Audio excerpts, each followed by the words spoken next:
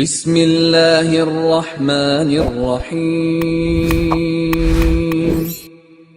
السلام علیکم ورحمۃ اللہ وبرکاتہ۔ الحمد للہ وکفی وسلام علی عبادہ الذین اصطفی، اما بعد۔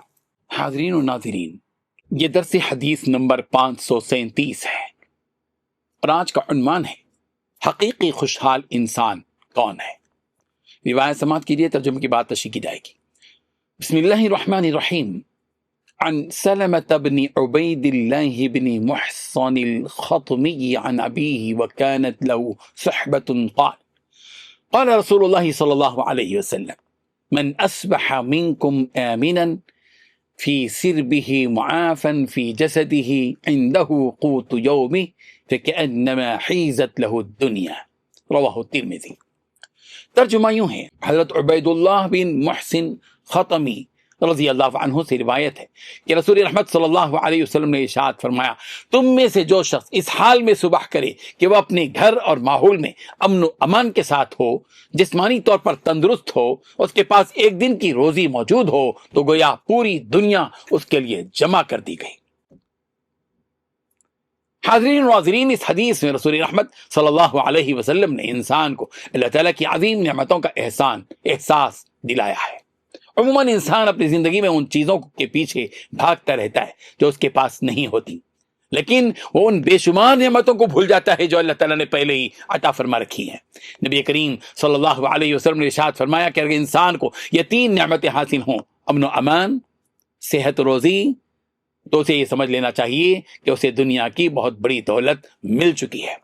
سب سے پہلی نعمت امن و اطمینان ہے۔ اگر انسان اپنے گھر، خاندان اور ماحول میں خوف و خطر سے محفوظ ہو تو یہ اللہ تعالیٰ کا بہت بڑا انعام ہے، کیونکہ دنیا میں بے شمار لوگ ایسے ہیں جو خوف کے عالم میں جی رہے ہیں، جنگ کی زد میں ہیں، بے چینی کا شکار ہیں، پریشانی کے عالم میں ہیں، ان کی زندگی اسی پر گزر رہی ہے۔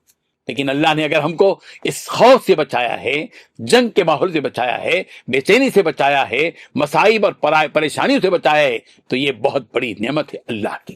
اور دوسری بڑی نعمت صحت ہے، تندرستی ہے۔ جب انسان تندرست ہوتا ہے تو وہ عبادت، محنت اور زندگی کے کام خوشی سے انجام دیتا ہے، لیکن بیماری انسان کی راحت چھین لیتی ہے۔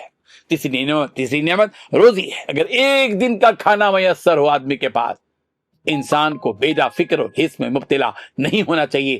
نبی کریم صلی اللہ علیہ وسلم نے فرمایا وہ بہت بڑی نعمت ہے، اللہ تعالیٰ کا شکر اس کو بجا لانا چاہیے۔ اس حدیث میں رسول رحمت صلی اللہ علیہ وسلم نے گویا قناعت، شکر گزاری کی تعلیم دی ہے۔ حقیقی خوشی زیادہ مال جمع کرنے میں نہیں، بلکہ اللہ تعالیٰ کی عطا کردہ نعمتوں پر راضی رہنے میں ہے۔ جو شخص ہر حال میں اللہ تعالیٰ کا شکر ادا کرتا ہے، اللہ تعالیٰ اس کے دل میں سکون اور اطمینان عطا فرماتا ہے۔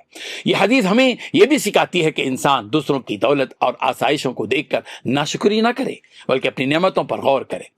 امن دیا اللہ نے، صحت دی، روزی دی، ایسی نعمتیں ہیں، یہ وہ نعمتیں ہیں جن کی قدر انسان کو اس وقت ہوتی ہے جب وہ ان سے محروم ہو جاتا ہے۔ اس لیے مومن کا طریقہ یہ ہے کہ وہ ہر صبح اللہ تعالیٰ کا شکر ادا کرے اور اپنی نعمتوں کو اللہ تعالیٰ کی امانت سمجھ کر نیک کاموں میں استعمال کرے۔ اللہ تعالیٰ ہمیں اپنی نعمتوں کی قدر کرنے، ہر حال میں شکر ادا کرنے اور قناعت و اطمینان کی زندگی گزارنے کی توفیق عطا فرمائے۔ آمین۔ وآخر دعوانا ان الحمد للہ رب العالمین۔